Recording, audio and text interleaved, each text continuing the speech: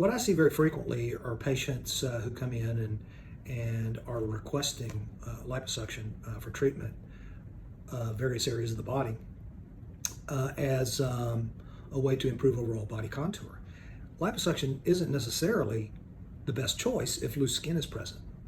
Yes, if the skin laxity is mild, we have technology at our disposal. The radio frequency devices like BodyTite is helpful to tighten the skin.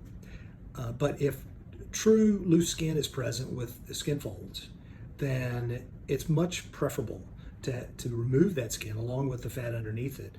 A far better result can be expected if that's the case. Of course, there is a downside. We have to make an incision. We try to make those incisions in places where they can be concealed, but it isn't always possible depending on the loose skin that's present. Very commonly, for instance, a weight loss patient will have loose skin in a lot of places. So we've learned a great deal over the past 20 to 30 years with weight loss patients who've had surgical procedures to assist in losing weight and have lost 100, 150, 200 pounds. Loose skin can be in a lot of places, and it requires creativity to determine how best to remove that loose skin and at the same time camouflage those incisions in such a way that they're much less obvious.